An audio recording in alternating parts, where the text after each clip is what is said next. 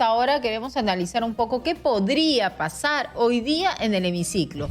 ¿Cuáles podrían ser las posturas de las bancadas? ¿Están claras? ¿No están claras? ¿Tenemos que esperar algo de ciertos partidos o no? Vamos a conversarlo con César Campos, analista político, que ya está con nosotros. César, gracias por estar en Exitosa Perú. Bienvenido.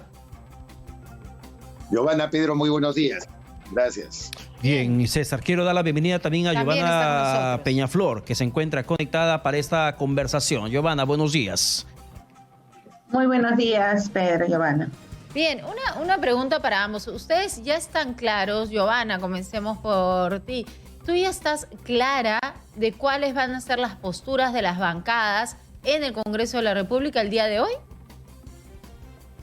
No, la verdad que todavía hay mucha incertidumbre sobre cuál va a ser la posición de los distintos grupos políticos. Para empezar, porque desde el gobierno también ha habido señales confusas, ¿no? En los últimos días se habló de que había conversaciones con varias bancadas, después finalmente el presidente terminó señalando que todo iba a mantenerse como estaba en el gabinete y que así se iban a presentar en el Congreso. Entonces, supongo que estas idas y vueltas también han de alguna manera desubicado, por decirlo de alguna manera, de alguna forma, a las bancadas en el Congreso. Claro, y en el caso tuyo, César, ¿lo que ves es alguna decisión, de repente alguna bancada de ser propositiva dentro del Parlamento en este debate de hoy jueves por el voto de confianza? Sin duda ha habido manifestaciones en las que pretenden darle digamos, un voto de confianza, un voto de esperanza, como se ha dado en llamar a aquellas personas que, sin estar completamente de acuerdo con todo lo dicho por el presidente del Consejo de Ministros, Guido Bellido, e incluso pese a los cuestionamientos que tiene la composición del gabinete, quieren darle como una especie de respiro a este primer Consejo de Ministros nombrado en el gobierno de Pedro Castillo. Yo coincido con Giovanna Peñaflor que es impredecible la conducta de los parlamentarios como para saber si va a haber humo blanco en favor de este gabinete. No olvidemos también que más allá de las bancadas existen posturas cada vez más particulares, personales. Muchos de los integrantes del Congreso Nacional tienen agendas de intereses fácticos existentes en el Perú que solamente vamos a poder identificar en la medida que se desenvuelva el Parlamento y en la medida en que vayan a votar también esta tarde o esta noche a favor o en contra del gabinete Bellido. Y de las estrategias, ¿no, Giovanna? Hoy día vamos a ver si es que las bancadas están siguiendo algún tipo de estrategia política, si van a seguir ideologías o si van a priorizar algunos temas importantes para el país, como son los sectores de educación, de salud, de economía, ¿no? Donde son las menores críticas, digamos, al gabinete. Bueno, es que en el Congreso, vamos a ser claros, ha llegado personas que no tienen una afiliación partidaria clara. Es decir, por ejemplo, recordemos cómo han sido seleccionados los congresistas de Avanza, los congresistas de Renovación Popular, que ya han tenido problemas en estas semanas previas, divisiones, salidas, que parecen deberse fundamentalmente a una incapacidad de tener una visión única, ¿no? Sino posiciones personales, como bien ha señalado César. Tenemos que recordar, además, en ese sentido, que eso no es un comportamiento lamentablemente nuevo y que en la definición de la confianza, algunos pueden sentir que están definiendo también el futuro inmediato del Congreso, porque eso es lo que estaría en juego, ¿no? Negarle la confianza al gabinete significaría, de alguna forma, acelerar el proceso de confrontación, y acelerarlo podría significar que el Congreso quisiera ser disuelto por parte de la presidencia o del Ejecutivo, o que el Congreso asumiera de una vez por todas una posición de vacancia presidencial. Cualquiera de los dos casos termina acortando el mandato de los que hoy fueron electos. Entonces no es una decisión que se vaya a tomar rápidamente, aunque sea por intereses particulares, pero que uno pudiera básicamente entenderlo, ¿no? Acaban de llegar al cargo, acaban de asumir, y pensemos que el penúltimo Congreso ya tenía 4 años de funciones y no quiso acortar uno, ¿no? O sea, y por eso nos metió también en una crisis como la que estamos. Entonces, la verdad que los intereses individuales no son menospreciables en la evaluación de lo que puede ocurrir en el Congreso. Ya, y en esa misma línea te pregunto además a ti, César, ¿está siendo el Congreso o varias bancadas parlamentarias están siendo irracionales frente a un gobierno que tiene menos de un mes en estos momentos en el cargo, frente a un gabinete ministerial que no termina por asentarse? Muy difícil definir la racionalidad en este caso, Pedro, por una sencilla razón, porque también es posible calificar la conformación de este gabinete de absolutamente irracional. Si a mí me presentan un Consejo de Ministros que está integrado por 12, como lo ha dicho el Consejo Anticorrupción privado, que preside un distinguido abogado, Eduardo Herrera, 12 de 19 congresistas tienen no solamente cuestionamientos, algunos procesos, algunas personas con sentencia por diversos delitos. A mí me parece pues más bien irracional haber conformado al caballazo un Consejo de Ministros de esa naturaleza. Por lo tanto, mi conducta en contra de ese gabinete no tendría yo por qué definirla en términos de racionalidad o de irracionalidad. Simplemente por principio algunos no votarán. Más bien vamos a ver el caso contrario, ese voto de confianza, pese a que el Consejo de Ministros esté integrado por personajes tan cuestionables y con prontuario político, como dice el colega Juan Carlos Tafur, más allá de los prontuarios judiciales. Yo creo que aquí lo que se va a definir más bien es la conducta de algún sector del oficialismo. Yo, hablando de Juan Carlos Tafur, quiero referirme a lo que su portal Sudaca ha publicado y que me parece que es un elemento de juicio para evaluar qué se nos puede venir. El día sábado se habría producido una reunión en casa del ministro de Justicia, Aníbal Torres, a la que concurre el presidente Pedro Castillo, acompañado del ex ministro de Justicia, el constitucionalista Francisco Eguiguren, mientras que más bien el señor Bellido va acompañado de Vladimir Cerrón y otros personajes más, y donde se habría producido una fuerte discusión con pleito y todo, y que justificaría ese Twitter posterior del señor Cerrón, en el que alude a un exministro de Justicia, asesor del presidente, y habla de deserciones, como diciendo que desertar de las posturas del Partido Perú Libre sería muy cuestionable. De tal manera que hay tensiones también en el oficialismo. No hablemos que es un bloque sólido, que no es permeable a ciertos intereses, y probablemente se exprese el día de hoy en algunos votos de abstención. Eso yo recomendaría que hay que ponerle una lupa bastante grande, ¿no? O en algunos o en muchos, ¿no? Porque hay congresistas o hay bancadas que también puedan decidir marcar abstención para, digamos, cuidar una vida y que no se les diga que están negando la confianza, porque si es que hay una mayoría que marca en abstención, ahí no hay una negación de la cuestión de confianza, ni tampoco una cuestión de confianza dada. Y Giovanna, ya ha pasado esto antes, además en nuestro país, con, por ejemplo, el primer gabinete de Ollanta-Humala, si es que no me equivoco, Giovanna. Sí, ese es un camino, pero en realidad el inicio de un proceso, ¿no? O sea, lo que tenemos que tener en claro los peruanos es que lamentablemente la crisis en la que nos encontramos, que no es una crisis iniciada por Perú Libre, porque eso también hay que reconocerlo, lo que sí es alimentada, porque creo que las decisiones del gobierno en estos primeros días de su gestión no han sido acertadas, fundamentalmente en la composición del gabinete, porque es un gabinete que tenía que haber entrado a funcionar y a operar desde el primer día, a pesar de todos los obstáculos que pudieran habérseles puesto previamente, estaban llamados a eso, por las exigencias de las situaciones por las que atraviesa el Perú, que son exigencias atípicas como el tema de la pandemia o como incluso parte de la crisis económica, porque recordemos que países como Colombia o otros países vecinos tienen también un alza del dólar por producto de las circunstancias internacionales, que a eso se sume lo que ocurre en el país, eso es otra cosa, pero ya la situación ameritaba un gabinete con posibilidades de mostrar eficiencia desde el principio, y hay un elemento que a mí me parece básico, el de las vacunas.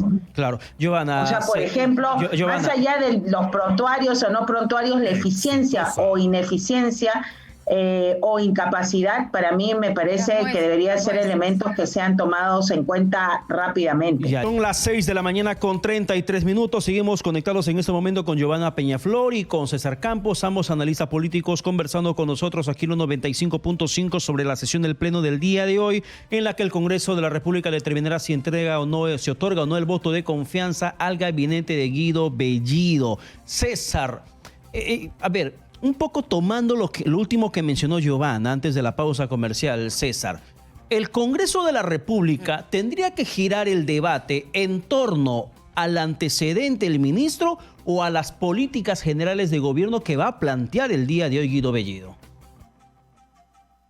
Yo creo que ambas cosas, Pedro. El tema que refiere Giovanna sí es importante, como no, la eficiencia, y creo que en esa línea, el mismo ministro de Economía, que es un personaje central dentro del gabinete, Pedro Franque, pese a que ha tenido antecedentes bastante radicales en sus escritos, en sus manifestaciones, respecto a cuál debería ser el rumbo de una economía no abierta en el Perú, una postura mucho más heterodoxa. Sin embargo, me da la impresión que está esforzándose por no cambiar mucho, porque a lo mejor no puede tampoco las agujas del reloj del desarrollo económico nacional. Tanto lo que ha establecido a través de un decreto de urgencia, un límite para el endeudamiento externo como para el déficit fiscal no mayor a 3,7%, por ejemplo, es una medida que yo no puedo pasar por alto como simple. Es una apuesta, en todo caso, para que la disciplina monetaria y fiscal se mantenga, al igual que su respaldo a Julio Velarde como titular del BCR. Franque, pese a los antecedentes propios, está mostrando una actitud sensata. Hay otros ministros, como la incorporación del propio canciller Óscar Maurto, un hombre que está obligado por su carrera diplomática a defender los intereses permanentes del Perú en política exterior y no las agendas improvisadas, chavistas, que a lo mejor algunos quisieran que el Perú adopte. Me parece que sí hay personajes, el propio ministro Cadillo, sus antecedentes, pero en cambio Guido Bellido y otros ministros que han tenido expresiones, la verdad, muy lamentables, no solo en cuanto al tema del manejo económico, el propósito de llevar adelante la Asamblea Constituyente, creo que sí tienen cuestionamientos muy, muy claros. En todo caso, yo combinaría ambas cosas, los antecedentes de lo que han suscrito, han dicho, han firmado los miembros del Consejo de Ministros, empezando por Guido Bellido, y lo que se propongan hacer. Habría que ver que si realmente aceptan esta tesis muy peruana de decir una cosa con guitarra, otra con cajón. Me gustaría ir a los escenarios posibles después de este voto de confianza. Tú has mencionado, César, la ruptura que puede estar habiendo en este momento, que ya viene de un poco atrás, pero que ha estado como que solucionándose, pero una ruptura cada vez más evidente dentro de Perú Libre, ¿no? Con referencia a Pedro Castillo y Vladimir Cerrón.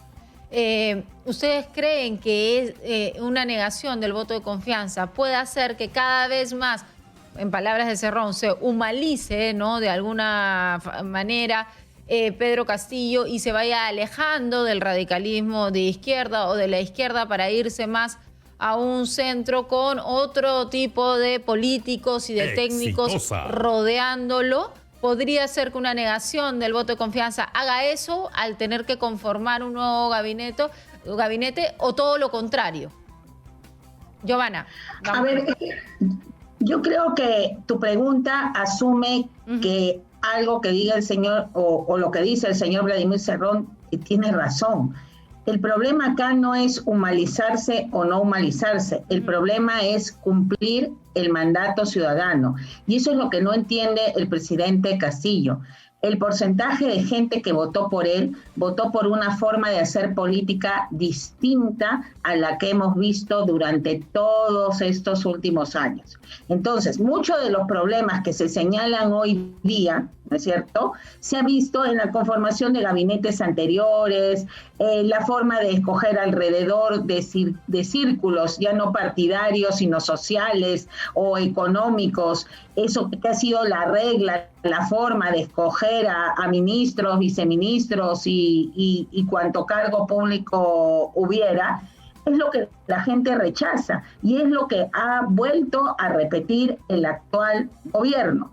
porque ahora son de Perú Libre, ¿no es cierto? Pero antes fueron de determinados sectores, cercanos a determinadas empresas o de determinados partidos, y eso es lo que la gente no quiere. Entonces, en realidad el problema no es humanizarse o no humanizarse, ese será el problema para Vladimir Cerrón. El problema es cumplir con un gobierno distinto, que quiere decir elección distinta de autoridades, que no lo ha cumplido, capacidad para poner por delante los problemas de las mayorías, que tampoco no ha cumplido porque está centrado en defender personas antes políticas. Tercero, efectividad para tomar medidas que beneficien no solo a los de la capital, sino a todo el país. Tampoco vemos realmente medidas que vayan en ese sentido. En la economía, por ejemplo, Frank, que puede tranquilizar a ciertos sectores, pero este tema de vamos a dar 350, 700, no 350, luego 700, la verdad que ya no sé en qué cosa están, ¿no es cierto? En términos de bonos, si son familiares, si son individuales, ¿cuándo van a empezar? O sea, no están evidenciando lo que la gente necesita. Ese es el problema. Y si el presidente no entiende que tiene que priorizar eficiencia por sobre todas las cosas, entonces la verdad que el mensaje político, va a ser muy difícil. Va a ser muy difícil que aun cuando el Congreso quiera existir más tiempo, puedan tener una actitud pasiva. Porque creo que finalmente la calle, la gente, y no estoy hablando de las marchas, ¿no es cierto?, elitistas, o de ciertos sectores de la población, sino demandas de quienes en algún momento apostaron por esta decisión ante la ausencia de otras alternativas de peso, terminen dándole la espalda. Y ahora, César, queremos terminar contigo, César, pero yo quiero ir a un punto bastante extremo, en el sentido de que es lo que justamente se viene tejiendo como posibilidades políticas en estos momentos en el país. En el caso de que el Congreso de la República le niegue el voto de confianza al gabinete Bellido, ¿estamos más próximos al cierre del Parlamento, a su disolución o a la vacancia presidencial? ¿Cuál escenario crees que es más próximo?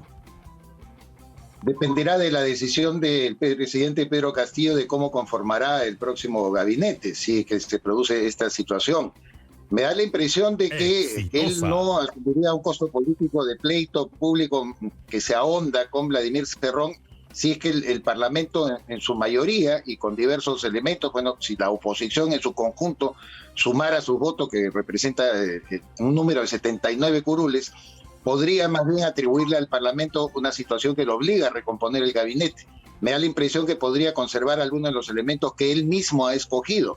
Reitero, Pedro Frank, el doctor Cadillo en el Ministerio de Educación, o al señor Óscar Maurto en Relaciones Exteriores. Aníbal Torres. Aníbal Torres también, ¿cómo no? O sea, personajes que más allá de sus posturas o algo no representan pues un extremo. De lo que yo le agregaría a lo que comentó Giovanna Peñaflor, también es una preocupación pues de los elementos políticos de este gobierno, que es la movilización social. Recordemos que ellos vienen de fuentes marxistas, leninistas, como el caso clarísimo y inobjetable del señor Vladimir Cerrón, y a ellos no les importa gobernar, les interesa acumular poder. Eso es lo que no hay que perder de vista. En todo caso, Pedro Castillo tampoco podría romper así tan fácilmente con Cerrón, porque en efecto parte de esa movilización social que los respalda, aunque sea mínimamente, está constituida y representada por el Partido Perú Libre, que está saliendo ahora a las calles a marchar en favor del gabinete Bellido. Al señor Castillo tendría, y por esa me parece que es la razón que ha conformado o está en vía de conformar su propio partido político basado en el magisterio, para él tener una base social. Evo Morales en Bolivia hizo eso. El Movimiento al Socialismo no es un partido como nosotros creemos que existen en el Perú, que de militantes, de adherentes, gente que se inscribe, que grita viva el MAS. No, son organizaciones sociales que se van nucleando en torno a un partido de gobierno y con el propósito de ejecutar algunas agendas particulares. Bien. De tal manera que hay que entender la visión también de ellos, que no es algo, digamos, común y corriente en la vida política nacional. Bien, muchísimas gracias. Gracias por estar con nosotros, a Giovanna Peñaflor y César Campos, ambos analistas políticos, dándonos un poco de luces sobre esta coyuntura que vamos a vivir el día de hoy. A partir de las 9 de la mañana va el gabinete Bellido a pedir la confianza del Congreso.